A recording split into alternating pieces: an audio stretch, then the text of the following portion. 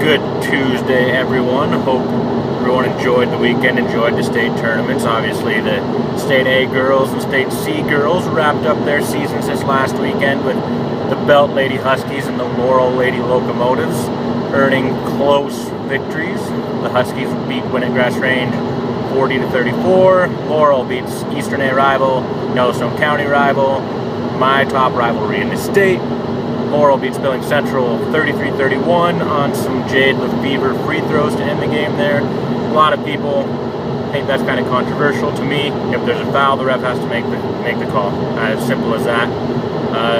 Lefevre was obviously fouled in my opinion. Sent her to the line, still a ton of pressure to make 2 free throws in those circumstances. Unbelievable. So congrats to all those teams that played this last weekend. No small feat to get to state and then to play well at state. Like those 4 teams obviously did. They deserve a ton of credit, and congratulations especially out to Belt and Laurel for getting their wins. Big deal there. So this weekend we had the rest of the state tournament, 6 of them this weekend. I am currently on the road again, checking out the Webo St. Labre Challenge game in Miles City this afternoon. That should be a good game. Like I've been saying all season long, St. Labre is kind of a team to watch out. Kind of feels good to get a little justification from my talk and see them with a chance to go to state for the 2nd year in a row after they went there last year as well. Winner of that game, winner of that Webo Labre game, will play Roy Winifred at the State C Boys Tournament, I believe is the matchup there.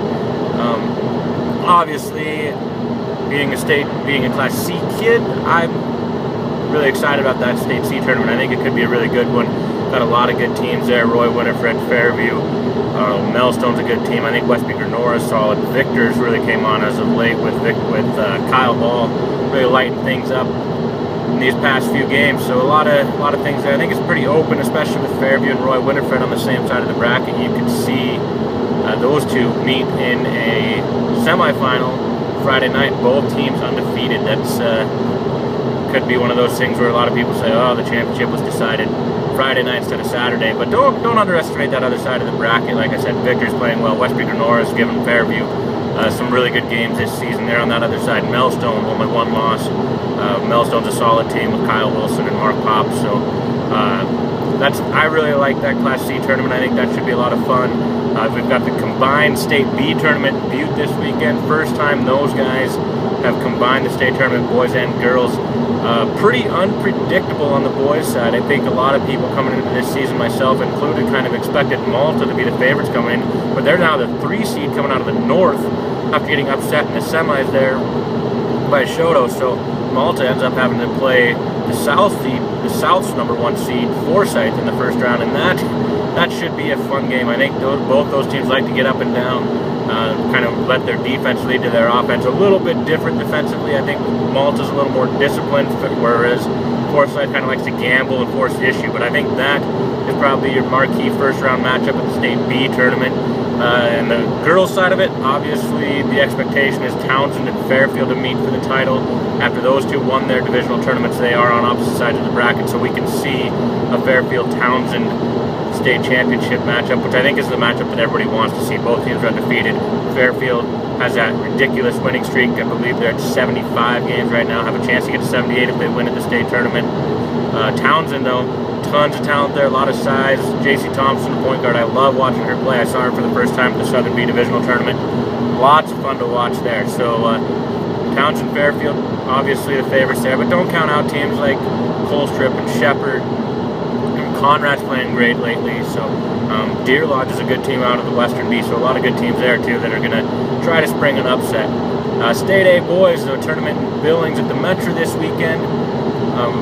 Again, I think this is another wide open tournament with Laurel losing to Billings Central in the Eastern A Championship. Locomotives are matched up on the same side of the bracket as Stevensville, the top 2 teams in the polls pretty much all season long, if not all season long. Stevensville, I think, has one of the better resumes against Class A teams. Obviously, Laurel, rolled through the Eastern A. Their first Class A loss was in that divisional championship. Locomotives, obviously, one of the better teams out there. It's just when you lose can definitely impact things at the state tournament. Losing that championship puts them on the same side of the bracket as Stevensville, a team that I voted number 1 in the polls at the end of the season. I'm not going to back away from that. I still think Stevensville is probably the most talented Class A team out there. They've got size, they've got guards. Stevensville, in my opinion, is the favorite to win this one, and that matchup with Laurel in the semis, if both teams get there, should be pretty interesting. On the other side, Butte Central, I think, is a team to look out for. Obviously, they're came out of that Southwest, that tough Southwest. They beat Dillon in the semis to advance to the state, or to the divisional championship. So Butte Central is a team that can play some defense, and I believe Butte Central, Billings Central will win their first round game, setting up a pretty interesting defensive matchup in the semifinals there. So those Friday night semis at this State A tournament should be pretty interesting, with Stevensville versus Laurel and Butte Central versus Billings Central, in my opinion. So that tournament should be a lot of fun. And then lastly, the State AA, the tournament I will be at, Great Falls. Combined again, the MHSA providing live video coverage online. We've got the article up at gasprepsports.com. There is a small fee there if you can't make the games but still want to watch. There is that option now. We'll also have video highlights, blah, blah, blah, as expected, as we usually do. Tournaments are wide open up there, I think. Probably going in, I would guess that Missoula Sentinels girls and Billings Skyview's boys are the favorites, but you really can't count any of these teams out. I mean, Billings West boys are still a solid team. They have to play Missoula Hellgate, one of the teams that beat them earlier in the year in the first round. Hellgate with Trace Tinkle, they're a pretty solid team. That Western AA with Hellgate and Kalispell Glacier and Helena Capital, they were battling all season long. So definitely could see any of those three teams hoisting the hardware. Skyview West, I think, are both solid teams. It is surprising not to have Bozeman and Great Falls CMR there, with them suffering the upsets to Butte and Great Falls High. We've got those teams there this weekend. So the AA bracket doesn't probably look like what we expected at the beginning of the season, but could definitely make for some interesting matchups. I'm especially intrigued by that West Hellgate first round matchup, which I believe starts at 9 a.m. on Thursday.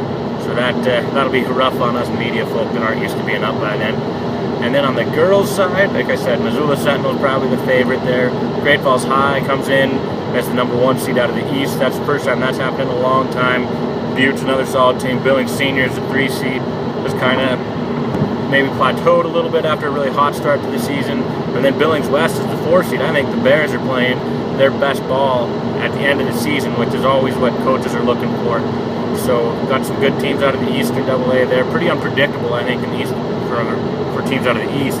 The West, Missoula Sentinel, Helena Capital, Kalispell Glacier. I think those are your top 3 seeds. I think those are your top 3 bets to advance. I don't know if Glacier has enough around Cassidy Ashley to get to the state title game, so I'm looking for Sentinel to get there. But like I said, anything can happen. So we'll have some more previews as we get further along in the week. I'll probably make some official predictions, maybe some projecting the bracket type stuff. So keep your eye out for that.